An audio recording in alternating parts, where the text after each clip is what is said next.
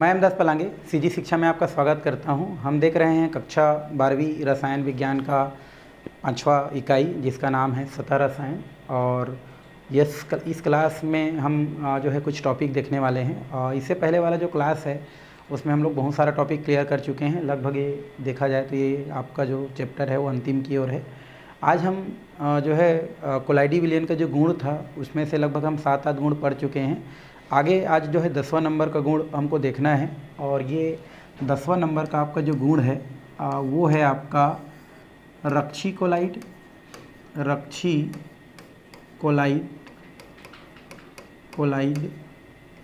है ना। और स्वर्ण संख्या ये आज का हमारा टॉपिक है, स्वर्ण संख्या। तो हमको देखना है रक्षी कोलाइड और क्या देखेंगे हम लोग, स्वर्ण संख्या। ये होता क्या है इसको देखना है। सबसे पहले इसमें हम लोग बात करेंगे रक्षी कोलाइड का। रक्षी कोलाइड क्या होता है, इसी को रक्षण भी बोलते हैं, ठीक है। तो इसी को हम लोग थोड़ा सा बात करेंगे। रक्षी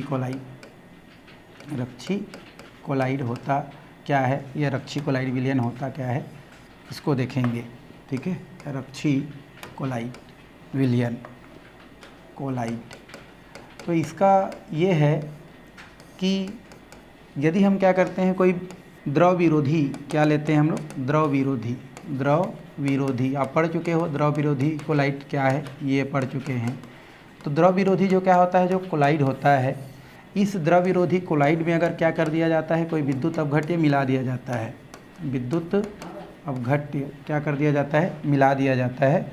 तो विद्युत अपघट्य के द्वारा द्रव विरोधी कोलाइड का क्या हो जाता है, स्कंदन हो जाता है।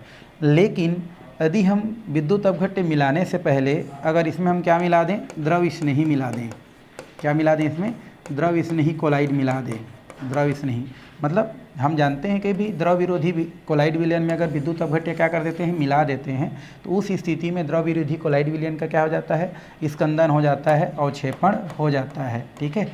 लेकिन यदि हम क्या करें, द्रव विरोधी कोलाइड विलयन में थोड़ा सा क्या मिला दें, द्रव स्नेही कोलाइड विलयन क्या कर दें, अगर मिला दें, तो विद्युत अपघट्य के द्वारा द्रव विरोधी कोलाइड विलयन का होने वाला अवक्षेपण जो होता है या स्कंदन क्या हो जाता है, द्रव स्नेही कोलाइड विलयन को मिलाने से क्या हो जाता है, कम हो जाता है। तो यहाँ पर आपका क्या होता है, जो द्रव स्नेही जो क्या होता है कोलाइड विलयन है वो रक्षी कोलाइड के नाम से जाना जाता है। और ये जो पूरे प्रक्रिया होता है, ये प्रक्रिया आपका क्या कहलाता है, रक्षण के नाम से क्या किया जाता है, जाना जाता है। कहने का मतलब ये होता है कि द्रव स्नेही कोलाइड विलयन की उपस्थिति में द्रव विरोधी कोलाइड विलयन का विद्युत अपघट्य के द्वारा होने वाला जो क्या होता है, अवक्षेपण होता है, वो कम हो जाता है। तो यहाँ पर द्रव स्नेही क्या होता है, कोलाइड विलयन रक्षी कोलाइड, और यह प्रक्रिया क्या कहलाता है, आपका रक्षण कहलाता है, जिसको यहाँ पर हम क्या कर सकते हैं, लिख सकते हैं। कैसे लिखना है भाई इसी को, तो यहाँ पर आप लिख सकते हैं, क्या लिख सकते हैं, द्रव स्नेही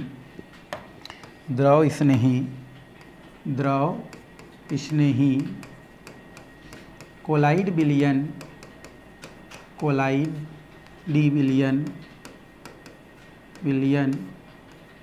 द्रव स्नेही कोलाइडी विलयन की उपस्थिति में द्रव विरोधी कोलाइड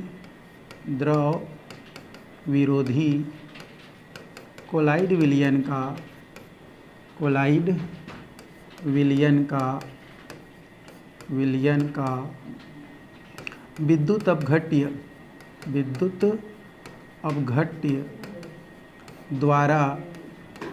विद्युत अपघट्य द्वारा होने वाला अवक्षेपण या इसी को हम लोग बोल सकते हैं स्कंदन का प्रभाव कम हो जाता है। तो यहाँ कम हो जाता है। तो द्रव स्नेही कोलाइड विलयन को रक्षी कोलाइड, क्योंकि रक्षा कर रहा है हमारा, रक्षी कोलाइड, और यह प्रक्रिया रक्षण कहलाता है। तो द्रव स्नेही कोलाइड विलयन को रक्षी कोलाइड कहते हैं। और यह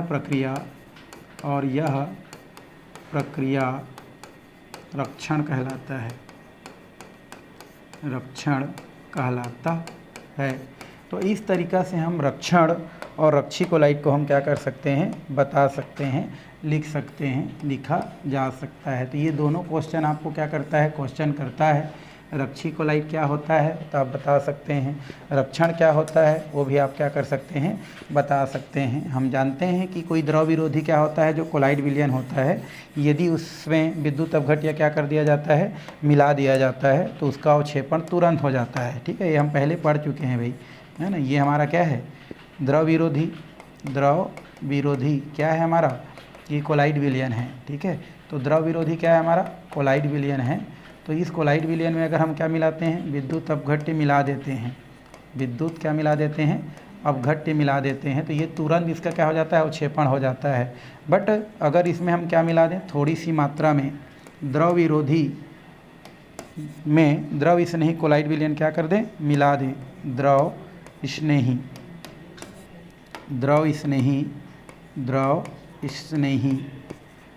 स्नेही क्या मिलाएं भाई, कोलाइड विलयन मिला दें।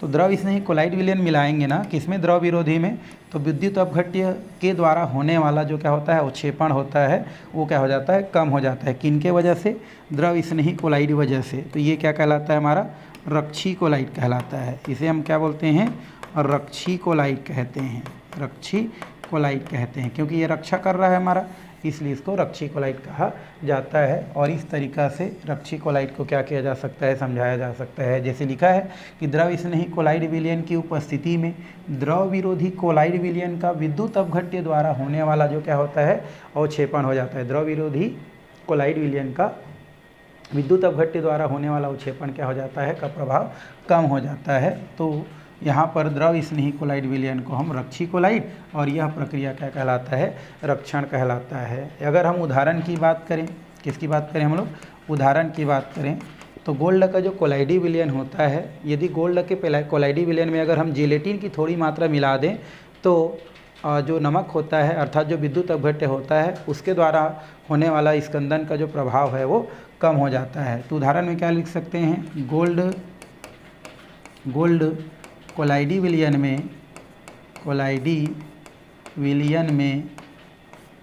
में थोड़ी सी मात्रा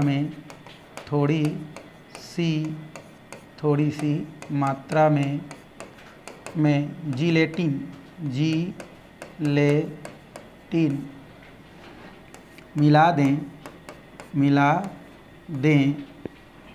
मिला दें तो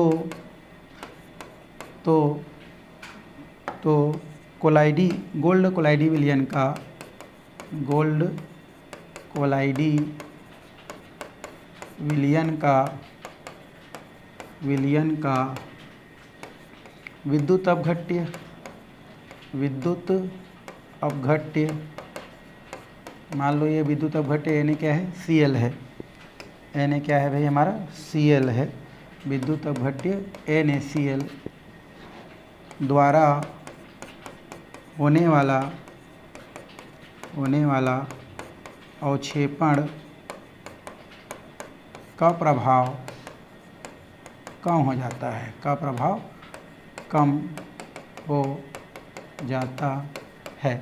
तो बोल रहे हैं गोल्ड की क्या है हमारा, कोलाइड विलयन है हमारा। ये गोल्ड का क्या है भाई, कोलाइड विलयन है, गोल्ड कोलाइड है।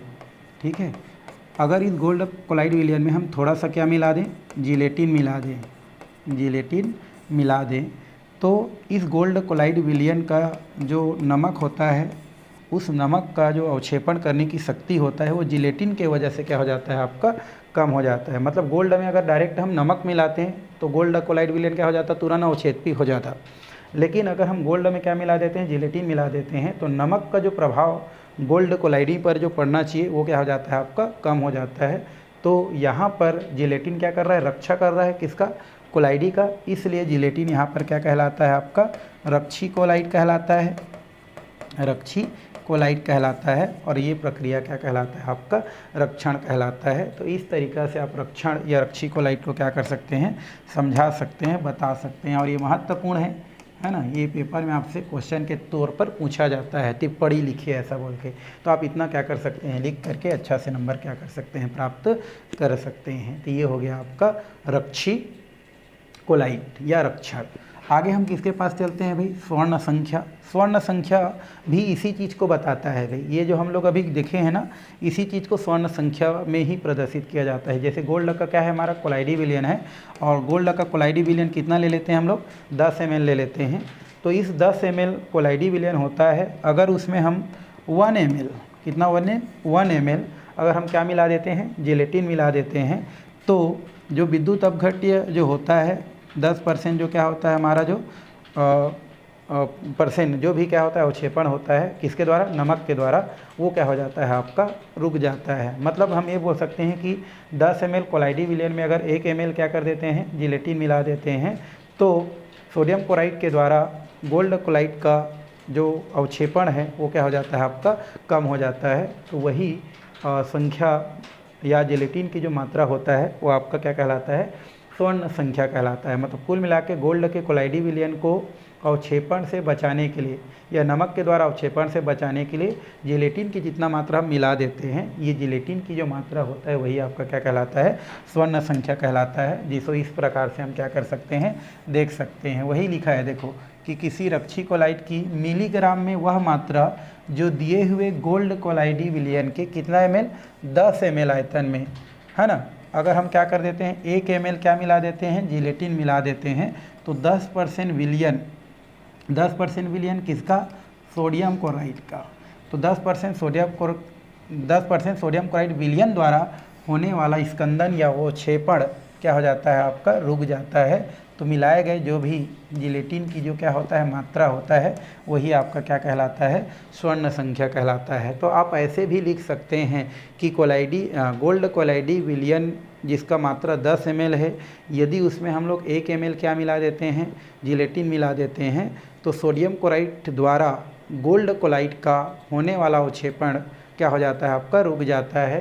तो मिलाया गया 1% जिलेटिन विलयन की जो भी संख्या होता है वही आपका क्या कहलाता है, स्वर्ण संख्या कहलाता है। ऐसे भी कर सकते हैं, नहीं तो आप इस जो है उत्तर को भी क्या कर सकते हैं, लिख सकते हैं। नहीं तो ये वाला है हमारा, जिसको हम लोग कई बार देख चुके, ये दिया है हमारा गोल्ड का कोलाइडी विलयन। गोल्ड का क्या है हमारा, कोलाइडी विलयन दिया गया है, और इस गोल्ड के कोलाइडी विलयन में अगर हम नमक मिला देते हैं तो गोल्ड के कोलाइडी विलयन क्या हो जाता है, तुरंत अवक्षेपित हो जाता है। लेकिन नमक के मिलाने से पहले अगर हम इसमें क्या मिला देते हैं, 1 ml जिलेटिन मिला देते हैं। कितना ml, 1 ml जिलेटिन मिला देते हैं। कितना ml में हमारा, 10 ml में। तो 10 ml गोल्ड कोलाइडी विलयन में यदि 1 ml जिलेटिन मिला देते हैं तो सोडियम क्लोराइड के द्वारा गोल्ड का होने वाला अवक्षेपण क्या हो जाता है आपका, रुक जाता है या इसके अंदर रुक जाता है। तो मिलाए गए जो है जिलेटिन विलयन का जो भी मात्रा होता है वही मात्रा आपका क्या कहलाता है, स्वर्ण संख्या कहलाता है। तो आप इसको भी क्या कर सकते हैं, लिख सकते हैं, अगर वो समझ में नहीं आता है तो। ठीक है, तो ये हो गया आपका रक्षी कोलाइड और स्वर्ण संख्या, दोनों ही महत्वपूर्ण हैं, दोनों क्वेश्चन पूछा जाता है।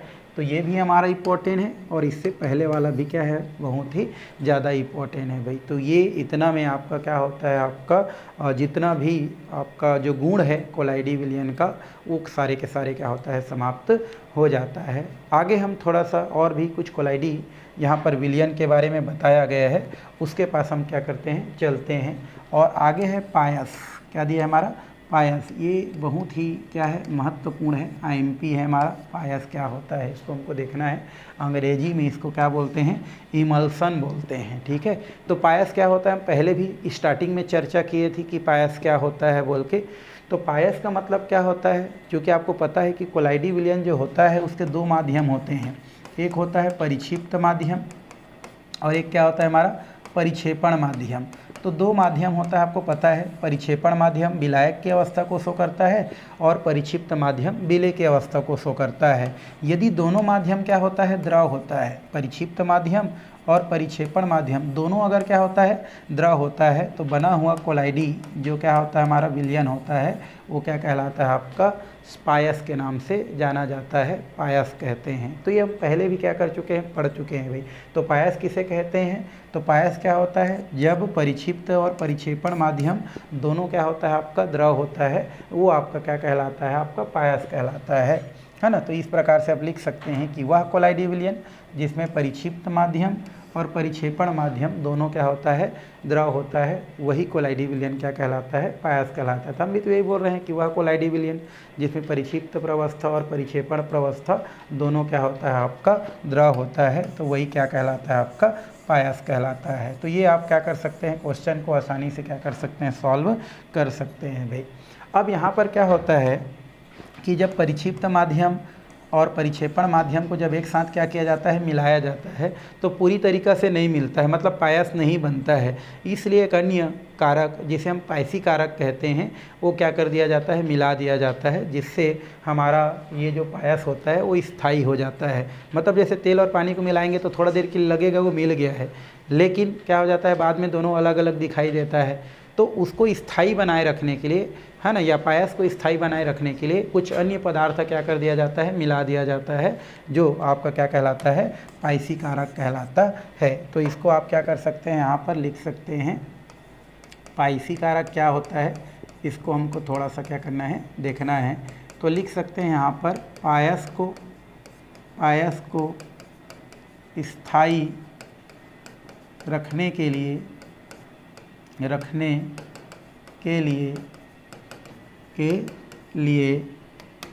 पायस को स्थायी रखने के लिए मिलाया गया पदार्थ को क्या बोलते हैं हम लोग भाई, पायसी कारक कहते हैं। ये क्वेश्चन भी आता है, पायसी कारक क्या है, पायसी कारक कहते हैं। तो जो पायस बना है उसको स्थायी रखने के लिए उस पर मिलाया गया पदार्थ क्या कहलाता है आपका, पायसी कारक कहलाता है। और अगर हम पायसी कारक के उदाहरण की बात करें तो पायसी कारक का उदाहरण जैसे क्या होता है, साबुन होता है, साबुन एक क्या होता है, पायसी कारक होता है। अपमार्जक जो होता है ये हमारा क्या होता है, पायसी कारक है। प्रोटीन जो होता है ये सब क्या होते हैं, हमारे पायसी कारक होते हैं। तो ये सब पदार्थ मिला करके हम क्या कर सकते हैं, पायस को स्थायी रख सकते हैं। तो ये सब क्या कहलाता है आपका, पायसी कारक के नाम से जाना जाता है। तो पहला क्वेश्चन तो ये है कि पायस क्या होता है, तो वह कोलाइडी साल, वह कोलाइडी विलयन जिसमें परिक्षिप्त माध्यम और परिक्षेपण माध्यम दोनों क्या होता है, द्रव होता है, वही क्या कहलाता है आपका पायस कहलाता है। और पायस को स्थायी रखने के लिए उस पर जो पदार्थ मिलाया जाता है वो आपका क्या कहलाता है, पायसी कारक कहलाता है। और पायसी कारक में साबुन, अपमार्जक, प्रोटीन ये सब क्या किया जा सकता है, लिया जा सकता है, रखा जा सकता है। तो ये तो बात हो गया किसका भाई, हमारा पायस का। एक होता है हमारा दूसरा विपायसी कारक। विपायसी कारक मतलब क्या होता है, अगर पायस में जो परिक्षिप्त माध्यम है और परिक्षेपण माध्यम है, अगर हम उसको क्या करना चाहते हैं, अलग करना चाहते हैं, तो मिलाया गया जो भी पदार्थ होता है वो आपका क्या कहलाता है, विपायसी कारक के नाम से क्या किया जाता है, जाना जाता है, विपायसी कारक के नाम से जानते हैं। तो लिख सकते हैं पायस के, है ना, पायस के परिक्षिप्त माध्यम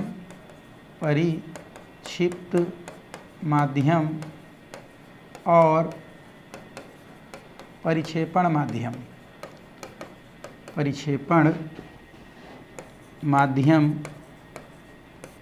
को पृथक करने के लिए मिलाया गया पदार्थ क्या कहलाता है, विपायसी कारक कहलाता है। तो इस तरीक़ा से हम विपायसी कारक को क्या कर सकते हैं, बता सकते हैं कि जो पायस बना है, अगर उस पायस को बनाने वाले परिक्षिप्त माध्यम और परिक्षेपण माध्यम को अलग करने के लिए, पृथक करने के लिए जो भी पदार्थ क्या कर दिया जाता है, उस पर मिला दिया जाता है। मिला देने से क्या हो जाता है, दोनों अलग हो जाता है तो उस स्थिति में मिलाया गया जो पदार्थ होता है वही आपका क्या कहलाता है, विपायसी कारक कहलाता है, या उसे हम क्या कहते हैं, विपायसी कारक कहते हैं। और बहुत सारे विद्युत अपघट्य जो होते हैं वो विपायसी कारक के अंतर्गत रखे जाते हैं भाई, ठीक है। तो ये हमारे क्या होते हैं, जो विद्युत अपघट्य होते हैं, विद्युत हमारे क्या हैं, अपघट्य हैं, ये सब क्या होते हैं, हमारे विपायसी कारक के अंतर्गत आते हैं, जिनको मिला देने से क्या हो जाता है, हमारा परिक्षिप्त माध्यम और परिक्षेपण माध्यम क्या हो जाता है, अलग हो जाता है। जैसे दूध की बात करूँ तो दूध में हम क्या मिला देते हैं, अगर नींबू मिला देते हैं तो नींबू का जो रस होता है अर्थात जो साइट्रिक एसिड होता है वो दूध के लिए क्या होता है, विपायसी कारक के भांति क्या करता है, आपका व्यवहार करता है। तो इस तरीक़ा से हम उसको क्या कर सकते हैं, बता सकते हैं। तो ये हो गया आपका विपायसी कारक, ठीक। ये तो हो गया पायस और विपायसी कारक। चलिए आगे का टॉपिक क्या है उसको देखते हैं। आगे हमारा दिया गया है, हमारा वो है पायस के प्रकार। पायस के कितने हैं हमारे प्रकार, तो पायस के 2 प्रकार होते हैं। पहला होता है जल में तेल, जल में तेल का पायस और तेल में जल का पायस। दोनों का मतलब ये होता है कि अगर मैं जल में तेल की बात करूं तो उस स्थिति में हमारा क्या होता है, जल की मात्रा ज़्यादा होता है इसमें क्या होता है भाई, इसमें जल की मात्रा क्या होता है, ज़्यादा, और तेल की मात्रा क्या होता है, कम होता है। तो इसमें, इस पायस में, इसमें जल परिक्षेपण माध्यम और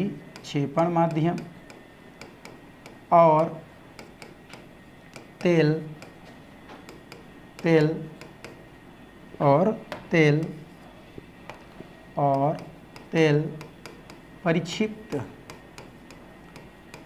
माध्यम के रूप में होता है।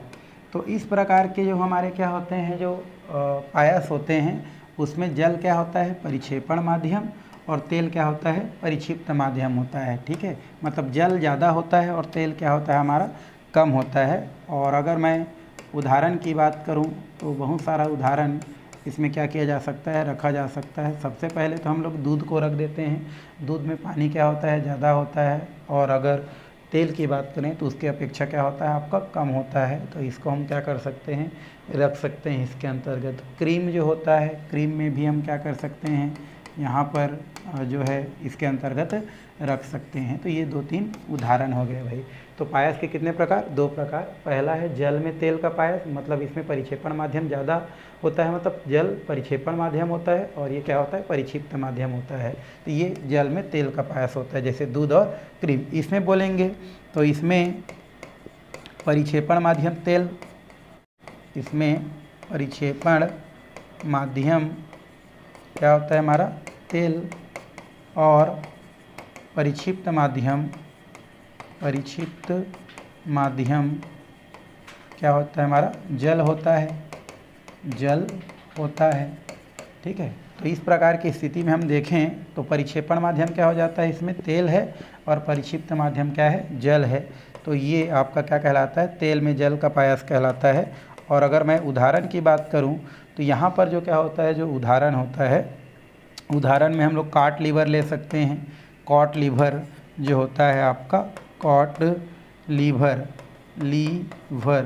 तो ये हमारे क्या होते हैं, इसके उदाहरण के अंतर्गत रखे जाते हैं। तो इस तरीक़ा से पायस के जो प्रकार है उसको क्या किए जा सकते हैं भाई, समझाए जा सकते हैं, बताए जा सकते हैं। तो ये हो गया पायस क्या है, विपायसी कारक क्या है, ठीक है। उसके बाद पायस के क्या क्या प्रकार होते हैं, और पायस कैसे बनता है भाई, तो उसको ऐसा नहीं है ना, पायस को तो आप घोल के बना सकते हैं, तो उसको नहीं कर रहे हैं, ठीक है। ये पायस के प्रकार हो गया, ठीक है। तो इसको आपको बढ़िया से क्या करना है, देखना है। और आगे हम जो है देखेंगे। तो ये हो गया पायस के प्रकार, और 2 प्रकार के। इसी में एक आता है पायस का अनुप्रयोग। क्या आता है हमारा भाई, पायस का अनुप्रयोग। तो थोड़ा सा हम बात करते हैं किसका, पायस का क्या देखेंगे हम लोग, अनुप्रयोग। तो पायस का क्या होता है, जो अनुप्रयोग होता है, हम इसकी बात कर देते हैं। वैसे पायस का बहुत सारा क्या होता है, अनुप्रयोग होता है।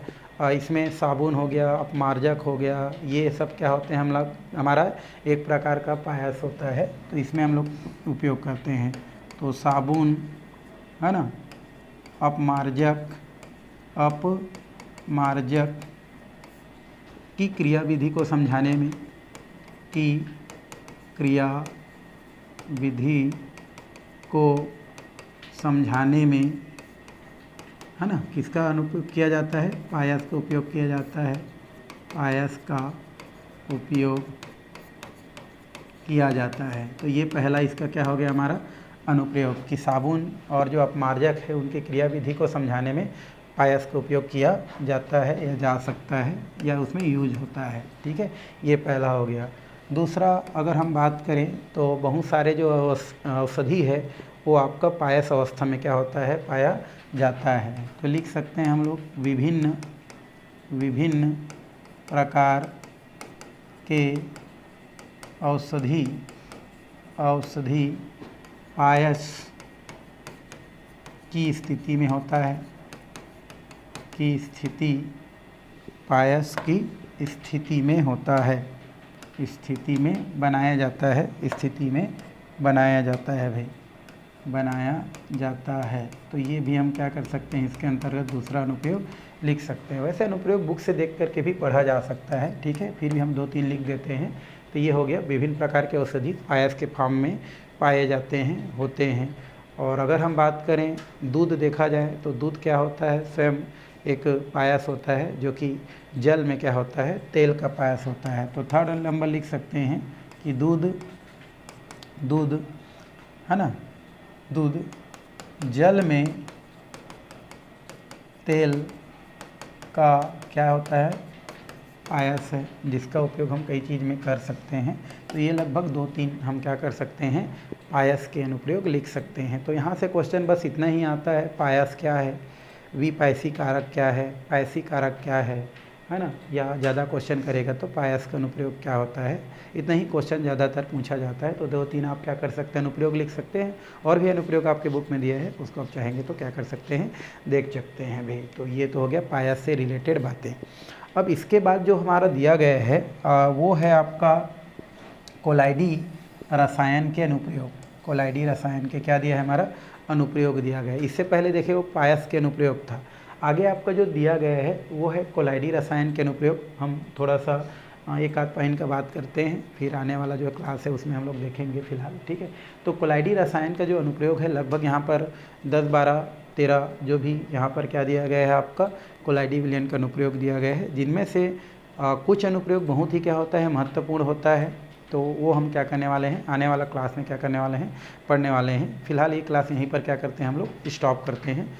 और ये हमारा फिर लास्ट वीडियो होगा और इसके बाद आपका क्या हो जाएगा? ये क्लास ख़त्म हो जाएगा।